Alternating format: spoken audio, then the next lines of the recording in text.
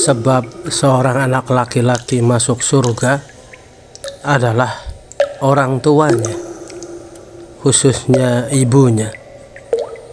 Dan sebab seorang wanita ataupun seorang istri, dia masuk surga karena ridho dari suaminya. Ini penting untuk diperhatikan oleh kita semua. Jangan sampai seorang anak laki-laki dengan alasan sudah nikah, dia sudah keluar dari rumah orang tuanya, lalu menjadikan hal ini sebab untuk tidak memperhatikan kedua orang tuanya, khususnya ibunya. Di dalam kitab Riyadhus Shalihin, Al-Imam An-Nawawi menjelaskan bahwasanya ada 3 orang yang terjebak di dalam gua. Mereka tujuannya ialah untuk berteduh, tidak taunya gua tersebut tertutup. Masing-masing mereka berdoa, dan ada orang yang ketiga, seorang anak laki-laki yang berbakti kepada orang tuanya. Dalam doanya, orang tersebut berdoa kepada Allah Subhanahu wa taala, "Ya Allah, sesungguhnya aku adalah seorang pengembala kambing, dan biasanya aku tidak jauh-jauh mengembalakan kambing.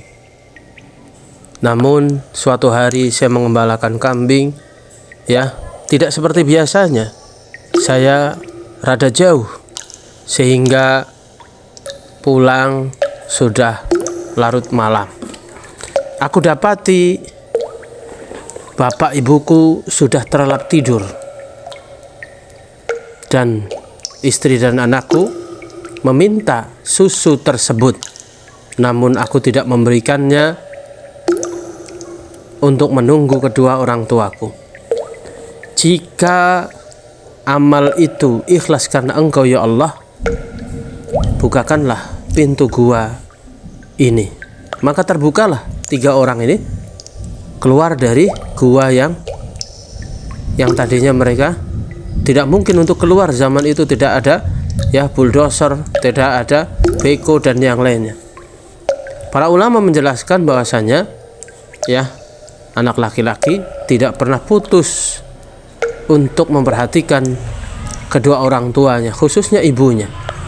Maka sungguh heran jika ada seorang anak laki-laki dia miskin dan ibunya masih ada, karena doa ibu untuk anaknya itu pasti diijabah.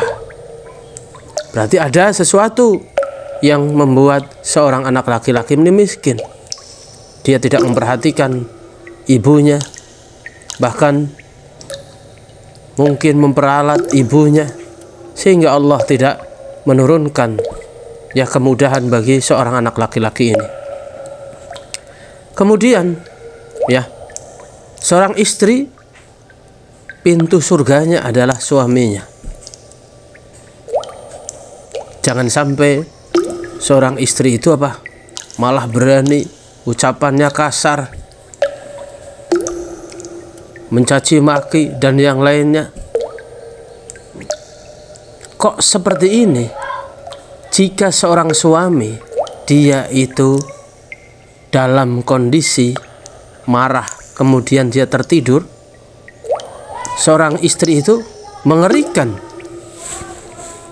dosanya.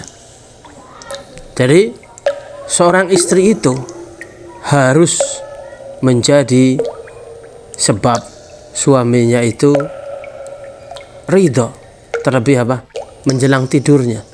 Jangan sampai ketika menjelang tidur dia menjadi sebab dongkolnya, sakit hatinya seorang suami. Kenapa seorang istri ketika anak perempuan dia ijab kabul kemudian ikut suaminya, ridhonya suami lebih diutamakan. Adapun orang tuanya jadi nomor 2. Tapi kalau laki-laki setelah dia ijab kabul, tetap urusan orang tuanya, khususnya ibunya, tetap nomor satu. Sehingga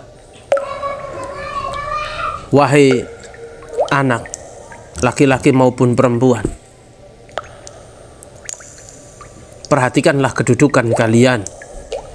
Jangan sampai anak-anak kita menjadi sebab nantinya melakukan yang sama apa yang telah kita lakukan kepada orang tua kita. Semoga renungan ini memberikan manfaat. Barakallahu fiikum.